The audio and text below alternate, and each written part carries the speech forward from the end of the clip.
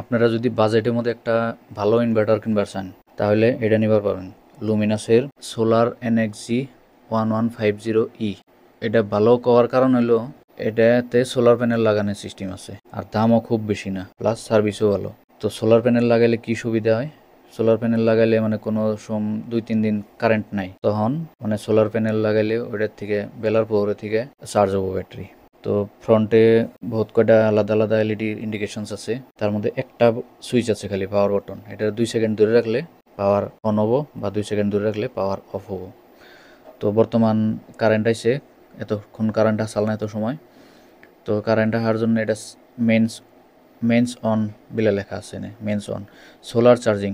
তো solar panel আমি লাগাই নাই, ওই জন্য সোলার চার্জিং এটা অন হয় নাই। মেন্স চার্জিং তার মানে মেন কারেন্টের থেকে এটা ব্যাটারিটা চার্জ হইতেছে, এই জন্য মেন্স চার্জিং। আর সোলার থেকে চার্জ হলে এটা অন হবো। পাওয়ার সেভার মানে পাওয়ার সেভার মোডে যখন যাব তখন এটা অন হবো। ব্যাটারি লো হইলে এটা জ্বলবো, আর ওভারলোড হলে এটা জ্বলবো।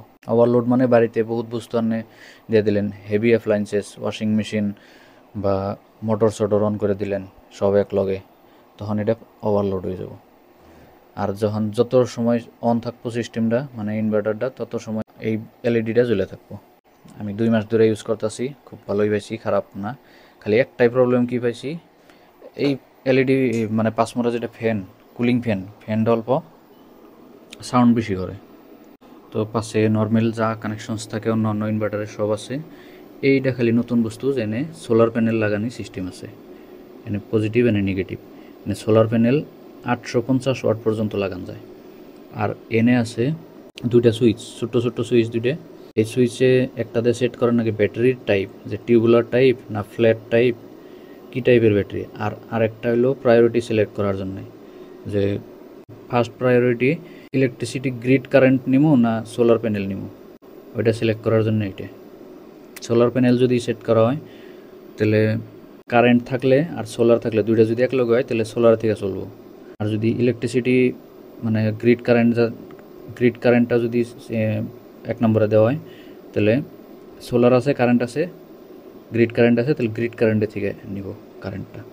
আর তলে ফিউজ আছে, বাকি সব সেম। তলে নিচে একটা ব্যাটারি লাগাইছি, এটা হলো এক সাইডের ব্যাটারি লাগাইছি 150 এম্পিয়ারের। তো আমার জন্য চলে যায় আর কি এটা। বাকি ইউপিএস মোড নাই এনে, কিন্তু ইউপিএস মোড না থাকলেও আমি ডেস্কটপ চালিয়ে দেখছি, ভালো ডেস্কটপই 200 ওয়াট মান লোড নেয়, তো ডেস্কটপটা ভালো করে চলে। কারেন্ট যাওয়ার লগে লগেও ডেস্কটপ অফ হয় না। কোনো কোনো ইনভার্টার আছে যে কারেন্ট যাওয়ার লগে লগে 1 সেকেন্ডের জন্যে বা 5-6 মিলি সেকেন্ডের জন্যে কারেন্টটা ডিলে মারে আইতে, তখন ওই যে কম্পিউটারটা অফ হয়ে যায় বা টিভি অফ হয়ে যায়। কিন্তু এটার মধ্যে আমি টিভি টেস্ট করি নাই, ডেস্কটপটা টেস্ট করছি, কোনো ধরনের অফ হয় নাই, খুব ভালো করে চলছে। প্লাস ডিজিটাল ইনভার্টার টেকনোলজি থাকা স্যামসাংয়ের ফ্রিজেও চলতেছে একটা ডাবল ডোর, ওটাতেও কোনো প্রবলেম পাই নাই।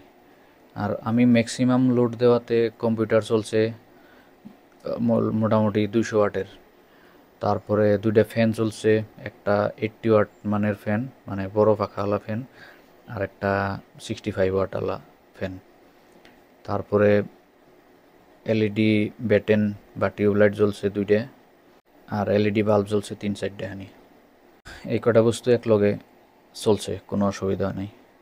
প্লাস কারেন্ট যদি নাও থাকে আপনি ইনভার্টার দিয়ে কানেকশন দিয়ে ডাইরেক্টলি ডেস্কটপ অন করবার পারেন, কম্পিউটার অন করবার পারেন, কোনো প্রবলেম নাই।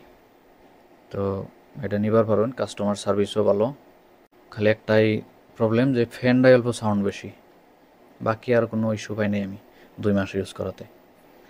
অফলাইন মার্কেটের দাম সময় সময়ে অন্যান্য চেঞ্জ হয়ে থাকে। আমি এটা নিয়েছিলাম ফ্লিপকার্টের থেকে 6223 টাকা পার সাল, ক্রেডিট কার্ডের অফার দিয়া।